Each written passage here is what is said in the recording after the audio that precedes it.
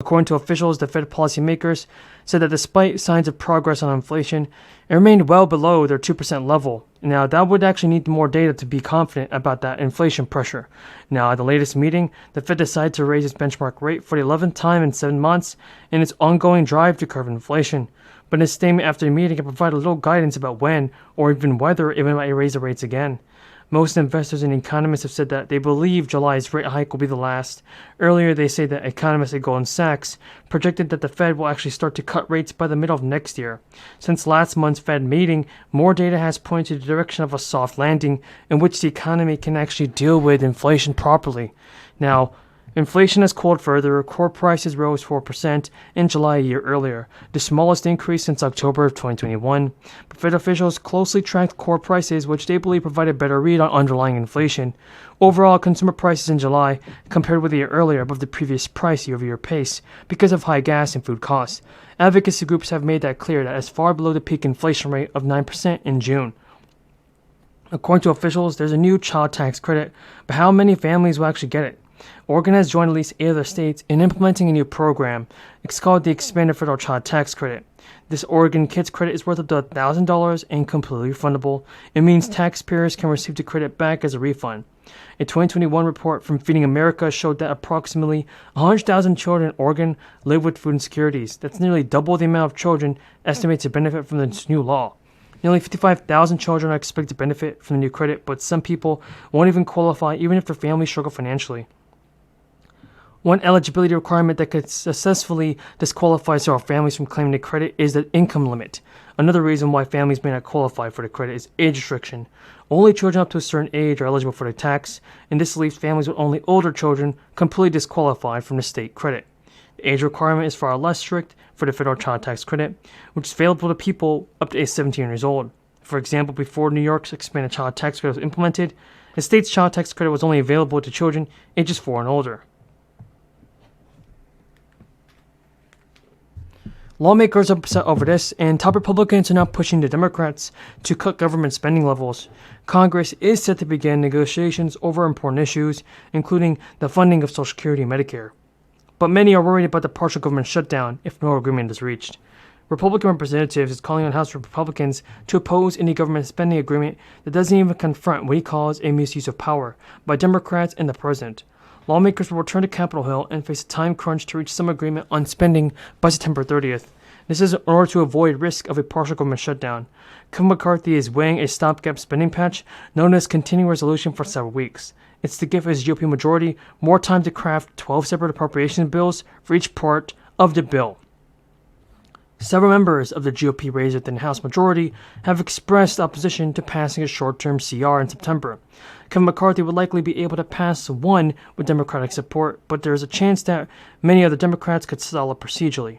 This is something that conservatives did earlier this year when they want to stop McCarthy's deal with President Biden on the debt limit.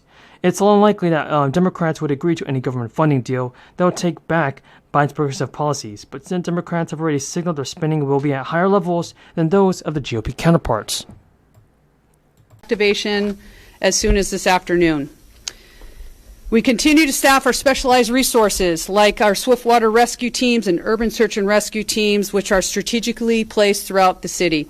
For further information, please go to our Cities at Unified LA social media accounts throughout the duration of our storm event. I'd like to thank Mayor Bass for her leadership and thank all of our city departments here who are represented, our elected leaders, as well as our state and county partners for their collaboration and continued support as we will focus our public safety. Welcome back to my YouTube channel, everybody. I hope all of you are having a great week so far. How's your day been?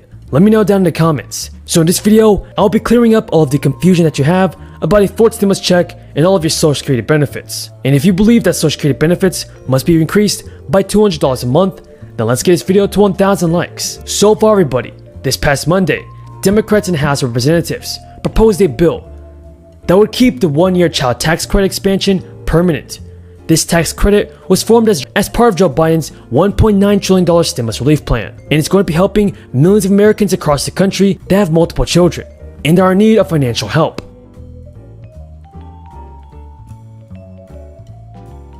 Good afternoon. It's a beautiful afternoon. Next week, I'll be laying out the path ahead to continue our fight against COVID-19 to get us to July 4th. This is our target date to get life in America closer to normal and begin to celebrate our independence. Everybody, support for President Biden's $2 trillion infrastructure proposal is growing more and more every day.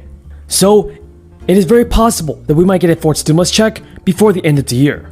And if you guys support fourth stimulus payments from Congress, then let's get this video to 1,000 likes. There are already multiple lawmakers in Congress, everybody, that want to cut huge chunks out of the plan.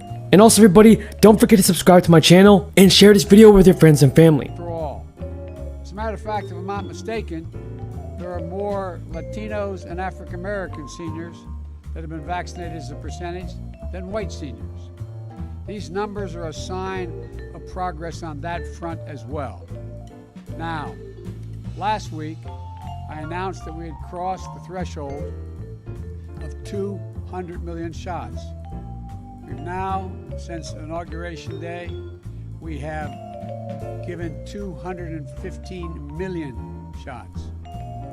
And that anyone 16 years of age or older is now eligible to get... And also, folks, if you collect federal benefits, including Social Security, you should receive your stimulus check automatically. But if you have gained a dependent this year or last year, you should file your return in order to provide the IRS with the most up-to-date information.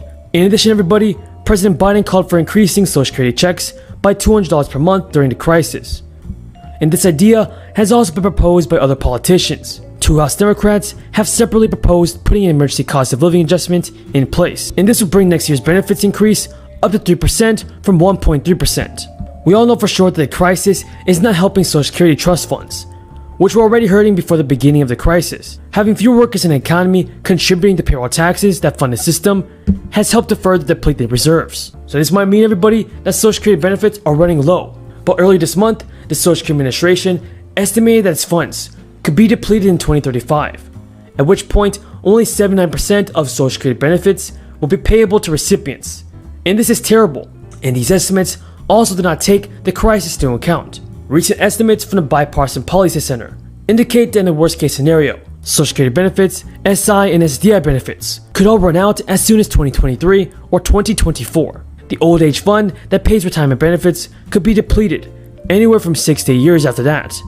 Lawmakers definitely need to begin taking action, but so far, everybody, Republican Senator Mitt Romney has reintroduced a bill called the Trust Act, and this bill is supposed to address the shortfalls faced by Social Security and other federal programs that rely on trust funds which are falling short.